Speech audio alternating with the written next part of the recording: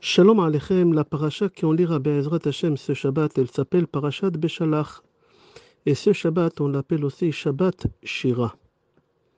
La paracha, elle parle de la sortie des Bnei Israël d'Égypte, l'ouverture de la mer.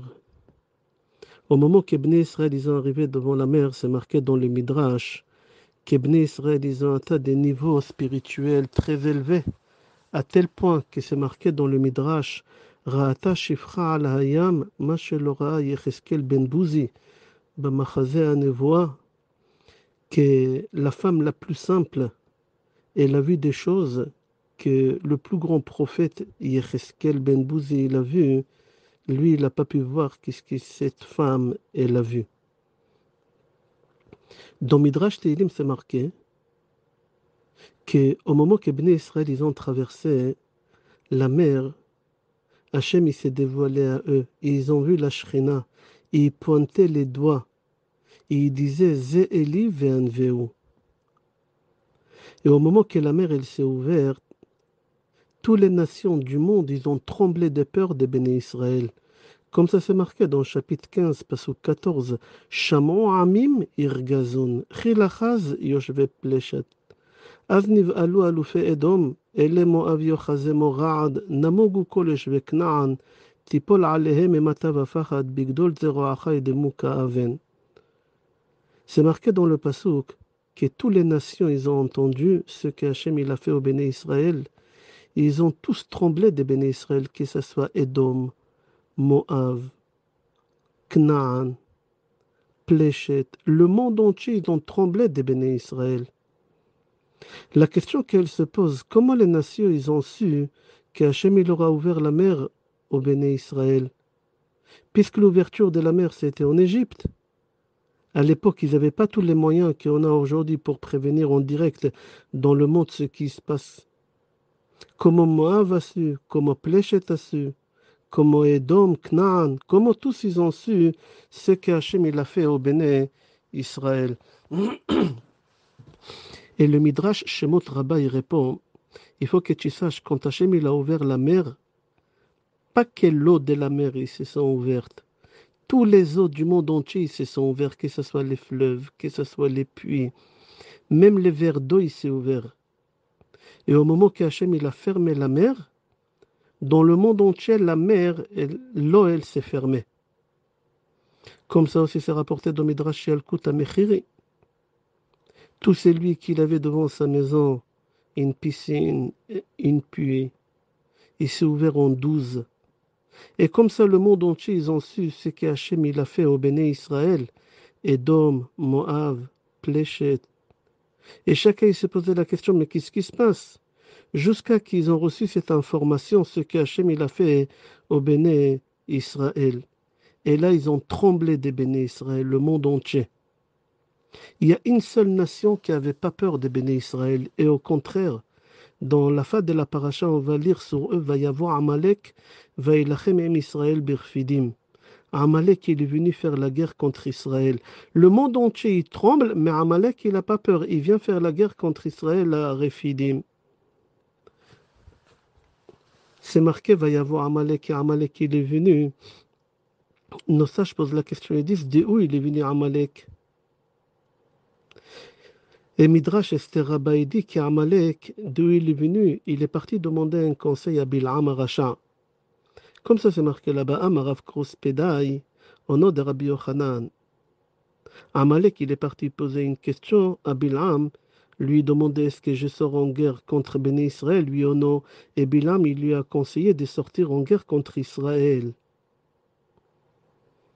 C'est marqué dans le Midrash que la distance qu'Amalek qui s'est déplacé pour faire la guerre contre Israël, Arba Meot Parsa, 1600 kilomètres. C'est bizarre. Qu'est-ce qu'il a cherché Amalek chez Bnei Israël? Si Bnei Israël, ils avaient des pétroles, ils avaient des mines, je comprends, d'accord, il s'est déplacé 1600 kilomètres. Mais Bnei Israël, c'était des nomades. Ils n'avaient rien du tout. 5-6 millions de personnes qui y marchent. Et lui, il se déplace 1600 kilomètres pour faire la guerre contre eux. Pour quel but? Il faut comprendre, quelqu'un qui se déplace 1600 kilomètres, c'est-à-dire qu'il est ferme dans sa tête de tuer, de faire du mal pour obtenir quelque chose. Mais Amalek, qu'est-ce qu'il a voulu obtenir des béné Israël? Dans le livre Tzror Amor de Rabbi Avraham Saba, il ramène un midrash qui en réalité Amalek il est venu faire le testament que sa mère elle lui a donné. La mère d'Amalek, elle s'appelait Timna. Regarde, à la fin de Parashat Vaishlach, c'est marqué là-bas que Timna, c'était la sœur de Lotan. Et Timna, elle a voulu se convertir au judaïsme. Elle est partie voir Abraham, elle est partie voir Yitzhak. Et personne n'a reçu cette femme-là. Personne n'a voulu la convertir au judaïsme. Et elle s'est dit, si je n'arrive pas à rentrer au judaïsme par la grande porte, par la conversion, alors je vais rentrer par la petite porte. Je vais aller me marier avec des descendants du judaïsme. Et c'est qui? C'est à travers Esav, le frère de Yaakov. Et elle est partie, elle était la maîtresse d'Elipaz. Et Elipaz, il a eu un enfant avec Timna qui s'appelait Amalek. Pourquoi Abraham, Yitzhak, Shem, Ever, ils n'ont pas voulu convertir Timna au judaïsme? Assis-toi, écoute, ça fait peur. Harif, Rabbi Yeshayahu Pinto, Zecher Tzadik de Kadosh Livracha, dans Ein Yaakov, il dit qu'ils ont refusé à la convertir au judaïsme pour deux raisons. Première raison, c'était une mamzeret, c'était une bâtard. Et pas seulement c'était une bâtard, c'était encore pire que ça, c'était la femme d'Elipaz. Et Elipaz, c'était son père. C'est-à-dire qu'Elipaz, il s'est marié avec sa fille, le summum de l'impureté du monde. Et c'est pour cela ils n'ont pas voulu la convertir au judaïsme. Regarde, Rashi développe ça dans Parashat Vaishlach. On va reprendre Tzror Amor. Il dit Tzror Amor, maintenant tu vas comprendre la haine qu'Amalek a contre le peuple juif. Timna, avant de mourir, elle raconte à son fils Amalek qu'est-ce qu'ils lui ont fait, Béné Israël, qu'ils n'ont pas voulu la convertir au judaïsme. Et pour pouvoir rentrer dans le judaïsme par la seule porte qu'elle pouvait, c'est à travers son propre père à elle. Et elle lui a tout raconté et lui a laissé un testament qu'il faut qu'il se venge des Juifs jusqu'à la fin des temps. Regarde dans le Zohar, dans notre paracha, les dernières lignes des Zohar de notre paracha, il dit dans chaque génération, il y a Amalek qui veut faire le testament de Timna, de sa mère. Et c'est pour cela, c'est marqué dans la paracha, va y avoir Amalek, va y lachem im Béné Israël. Amalek, il est venu faire la guerre contre les Béné Israël. Amalek, il est venu exécuter le testament de sa mère Timna, parce que les Béné Israël, ils n'ont pas voulu la convertir au judaïsme. Dans Hadar Zkenim et Baalei Atosfot, et aussi j'ai trouvé dans les Chizkuni, qui pose la question, ils disent, pourquoi Amalek, il a attendu autant de temps pour se venger des Béné Israël? Pourquoi il n'est pas venu avant qu'on est rentré en esclavage en Égypte? Il faut que tu saches, quand Yaakov il s'est sauvé de son frère Esav, Esav il a envoyé Elipaz, son fils, pour tuer Yaakov. Elipaz il n'a pas tué Yaakov parce qu'il le respectait, mais il l'a rendu pauvre. Et Elipaz il dit à son père, papa, voilà tous les biens de Yaakov. Il est pauvre, il est comme mort. Esav lui a dit, c'est pas considéré pour moi mort. Qu'est-ce qu'il fait Esav? Il appelle son petit-fils Amalek. Il lui ordonne de tuer Yaakov. Va courir derrière Yaakov, va le tuer. Amalek, il a juré à son grand-père Esav qu'il va tuer Yaakov. Et Timna, la maman d'Amalek, elle entend ça. Tout de suite, elle appelle son fils. Il lui dit, surtout ne fais pas une chose pareille, ne tue pas Yaakov. Il lui dit, pourquoi maman? Il lui dit parce que la descendance d'Abraham Avinu, ils doivent descendre en esclavage pendant 400 ans. La descendance d'Abraham Avinu, c'est toi et Yaakov. Alors si tu tues Yaakov, qui va descendre en esclavage? C'est toi. Alors qu'est-ce que tu fais? Attends que les enfants de Yaakov ils descendent en esclavage pendant 400 ans. Après qu'ils vont finir l'esclavage, va les tuer. Et c'est pour cela, il dit, le Hadar Zkenim et Baalei Atosfot, et aussi dans les Chizkuni, qu'Amalek qui vient maintenant exécuter le testament de sa mère. Parce que sa mère, il lui a dit, ne fais pas ça tout de suite, sinon c'est toi que tu vas descendre en esclavage en Égypte. C'est quoi la guerre qu'Amalek il a fait contre Israël? C'est marqué dans Sefer Dvarim, chapitre 25, pasuk 18. Asher karecha baderech, vaizanev becha kol hanecheshalim acharecha, Ve'ata ayef ve'yagea ve'lo yare Elohim. C'est rapporté dans Midrash Tanchuma Amar Rabbi Chama bar Shakla, Rabbi Yoshua ben Levi et Rabbi Yochanan. Qu'est-ce qu'ils ont fait à Amalek contre les béné Israël quand ils ont sorti en guerre contre eux, quand on a traversé la mer? Et ils disent là-bas qu'ils prenaient les prépuces des béné Israël, de la tribu des Dan, et ils les jetaient vers le ciel, et ils disaient à Hachem, Bazé bacharta, tol lecha ma shebacharta. Ils faisaient la guerre avec la Brit Mila. Moshe Rabbeinu, quand il voit qu'est-ce qu'il est en train de faire à Amalek, il se prépare lui aussi pour sortir en guerre, pour se défendre contre Amalek. Et il choisit Yoshua. C'est marqué, Vayomer Moshe el Yoshua, Bechar lanu anashim utsehi lachem be'Amalek. Moshe dit à Yoshua, choisit des hommes et sortez en guerre contre Amalek. Pourquoi Moshe Rabbeinu il choisit Yoshua pour sortir en guerre contre Amalek? Quel rapport il y a Yoshua avec Amalek? Et quand il lui dit choisis des hommes, c'est-à-dire quoi choisis des hommes? Rachi sur place, regarde dans la paracha, il dit choisis des hommes qui savent annuler la sorcellerie parce que les Amalekim, ils étaient très forts dans la sorcellerie. C'est marqué dans le Midrash qu'Amalek, lui aussi, quand il choisissait des soldats, il choisissait des soldats que le jour de la guerre, c'est le jour de leur anniversaire. Parce que les Amalekim, ils disaient que le jour de l'anniversaire de la personne, il n'aura pas du mal, il ne va pas mourir. Comme ça, ils disaient. Mais chez nous, les Juifs, les Chrisconi dit que Moshe Rabbeinu, il a dit à Yoshua, choisis des hommes, des soldats qui sortent en guerre contre Amalek, choisis des hommes qui sont nés pendant le mois de Hadar 2. Année bissextile, cette année-là, aujourd'hui, c'est une année bissextile, on a Hadar 2. Pourquoi des soldats qui sont nés pendant le Hadar 2? Parce que tout celui qui vient au monde dans Hadar 2, aucun sorcellerie, elle peut l'atteindre. Parce que Hadar 2, il est à l'extérieur du cycle des zodiaques. Alors Moshe Rabbeinu dit à Yoshua, choisis des hommes. Quels hommes? Des hommes qui sont nés pendant le mois de Hadar 2. Comme ça, la sorcellerie d'Amalek ne pourra pas fonctionner sur eux. Et pourquoi il s'est adressé à Yoshua? Pour la simple raison que la guerre avec Amalek, c'était pendant le mois de Iyar. Le signe zodiaque du mois de Iyar, c'est Taureau. Et Yoshua, c'est descendant de Yosef, que son signe, c'est Taureau. Comme ça aussi, c'est rapporté dans Gemara Baba Batra, page Kouf Rav Gimel.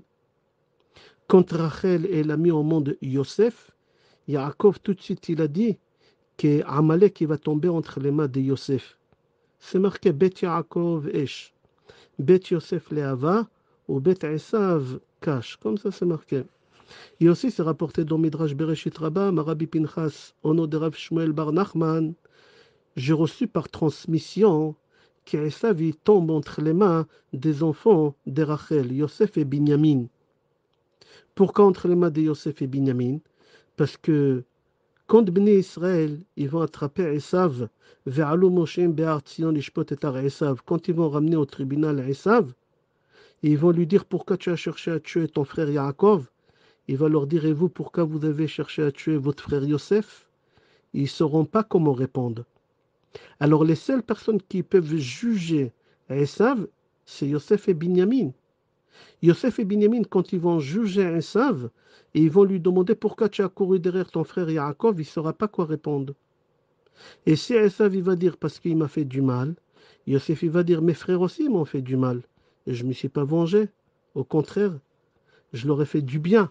Et là, Esav, il va se taire, il n'aura pas de réponse contre Yosef et Binyamin. On avance, Be'ezrat Hashem. C'est marqué dans la paracha, dans le chapitre 17, pasuk 14. Ktov zot zikaron basefer vesim be'ozne Yoshua ki macho emche et zecher Amalek mitachat hashamayim. Vayiven Moshe mizbeach vayikra shemo Adonai nisi. Vayomer ki yad al kes ya milchama la Adonai be'Amalek midor dor. Je te conseille de regarder le pasuk à l'intérieur pour comprendre bien qu'est-ce qu'il dit Rashi. Rashi, il dit, c'est marqué Kes. En réalité, Hachem, il voulait dire qui c'est. Il manque la lettre Aleph. Et quand c'est marqué Ya, c'est Yutke de Shem Hachem, il manque Vav et Hei. Alors, c'est-à-dire qu'il manque Aleph, Vav et Hei. Pourquoi? parce que Hachem il a juré que son nom il ne sera pas complet, ça va être marqué que Yutke, et son trône aussi il ne va pas être complet, ça va être marqué que Chaf Samer, il va manquer le Aleph, tant qu'Amalek il est là. À partir du moment qu'on va éliminer Amalek, je vais remettre la lettre Aleph de qui c'est, je vais remettre la lettre Vavehei dans le nom de Hachem. C'est rapporté dans Zacharie chapitre 14, pasuk 9. Un pasuk qu'on lui dit 4 fois par jour. Ve'aya Adonai lemelech al kol haaretz. Bayom hahu yהיה Adonai echad ushmo echad. On dit ça à la fin d'Alenu le Shabeach. On dit ça à la fin d'Az Yashir Moshe. Ce pasuk-là, c'est une prière qu'on demande à Hachem de nous envoyer le Mashiach et que le Mashiach il va éliminer Amalek. D'où on sait, ça c'est marqué Bayom Ahu, Markuhu, Hey, Vav, Aleph. C'est exactement les 3 lettres qui manquent pour compléter le trône de Hachem et le nom de Hachem. Alors chaque fois quand on dit ce pasuk-là, Ve'aya Adonai lemelech al kol haaretz, Bayom Ahu, quand tu dis Ahu, tu dois penser Hu, Hey, Vav, Aleph, pour compléter le nom de Hachem et le trône de Hachem. Il dit Rabbeinu Bechaye dans notre paracha, et c'est exactement ce qu'il dit David Amelech dans Tehillim 132, pasuk 13. Ki bachar Adonai betzion hiva le moshavlo. Comment tu écris hiva? Aleph, vav, hey. C'est-à-dire que quand Akadosh Baruch Hu il va ramener la Shrina à Tzion, alors hiva, alors Hachem Akadosh Baruch Hu il va ramener le Aleph qui manque à qui c'est, et le vav, hey qui manque au nom de Hachem. Le Baal HaTurim, mais aussi dans Midrash Tanchuma dit Vayomer Adonai el Moshe Ketov zot zikaron basefer vesim beozne Yoshua ki macho emche et zecher Amalek mitachat hashamayim. Ça c'est le pasuk, et j'aimerais que tu écris une partie de ce pasuk zikaron basefer vesim beozne. Les premières lettres ça fait zvuv, mouche, une mouche. Amalek, on l'appelle mouche ici. Pourquoi on l'appelle mouche? Comme une mouche, elle court derrière où il y a la saleté, où il y a le sang. Lui aussi, Amalek, il a couru derrière le sang des béné Israël. Qu'est-ce qui est bizarre que nulle part on appelle Amalek une mouche, zvuv. Chien, on l'a appelé plusieurs fois. Regarde Rashi dans notre paracha chapitre 17, pasuk 7. On l'appelait toujours chien Amalek, mais pourquoi maintenant on l'appelle Zvuv? J'ouvre une parenthèse, peut-être on aura besoin à la fin du cours. J'ai trouvé dans Achida, dans son livre Chomat Anach, sur le pasuk, dans Sefer Bereshit chapitre 24, pasuk Aleph, Ve'Avraham Zaken Ba Bayamim, Zvuv. Rachet votre Zvuv. Je referme la parenthèse. J'ai trouvé dans un livre qui s'appelle Tsnif Melucha. Pourquoi on a comparé Amalek à une mouche? Dans ce livre-là, Tsnif Melucha, il rapporte à Gaon Mivilna qui dit que tous les shratzim, je crois en français ça s'appelle les reptiles, ils ont tous peur des êtres humains. La seule personne qui n'a pas peur des êtres humains, c'est une mouche. La mouche, elle n'a pas peur. Elle n'a aucun problème d'aller attaquer un général d'une oreille à l'autre oreille. Et le général, il essaie de... Mais elle revient. On dirait la mouche, elle est amnésique. Et elle revient et encore, plusieurs fois. Il dit à Gaon Nevina, comment ça se fait que la mouche, elle n'a pas peur, puisque c'est marqué Umora Achem, Vechitrem, Ya'al Kol Chayat Haaretz. Tous les animaux, ils doivent avoir peur des êtres humains. Comment ça se fait que la mouche, elle n'a pas peur de l'être humain, elle revient plusieurs fois? Et il dit, le Tsnif Melucha, c'est exactement la même question qu'on a demandé au début du cours. Comment c'est possible que le monde entier, ils ont peur d'Am Israël, à part Amalek qui n'a pas peur? Va y avoir Amalek, Amalek est venu faire la guerre. Tous, ils ont peur, tous, ils tremblent. La seule personne qui n'a pas peur, c'est Amalek. Il dit, c'est simple, pourquoi Amalek, il n'a pas peur? Parce qu'Amalek, c'est une mouche. Et la mouche, elle n'a pas peur des personnes. La mouche, elle peut attaquer tout le monde. On va avancer. On a parlé déjà plusieurs fois qu'Akadosh Baruch Hu, il a instauré dans le monde quelque chose qu'on appelle Zel Umad Ze Asa Adonai. Toute la force qu'Hachem il a donnée dans la Gdusha, Hachem, il a donné la même force dans la Toum'a. Amalek, c'est la Toum'a, comme on a expliqué.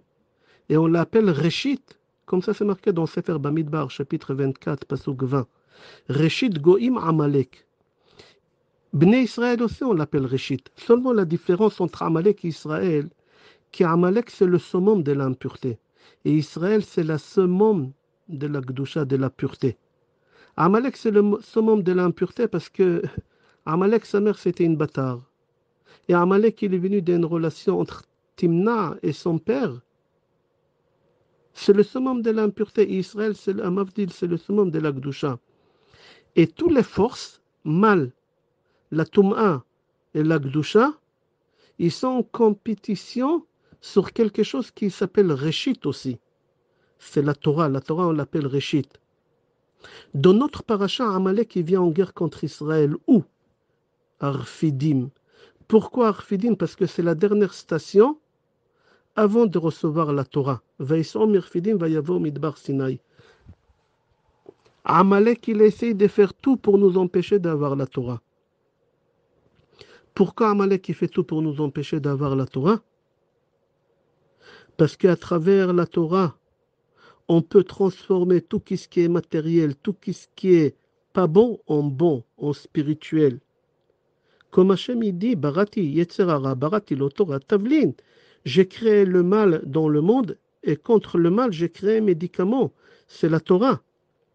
Mais Amalek, il ne veut pas s'améliorer. Il ne veut pas devenir spirituel. Amalek dit à Shamaim, Shamaim la Adonai. Akadosh Baruch Hu, il est dans le ciel, qui reste là-bas, qui nous laisse tranquilles. Vers Aretz, et la terre, Nathan Livne Adam, il nous a donné à nous. Nous, on veut rester comme on est. Nous, on ne veut pas s'élever spirituellement. Nous, on est bien comme on est. Alors Amalek, il est jaloux de nous, il essaie de nous empêcher de recevoir la Torah.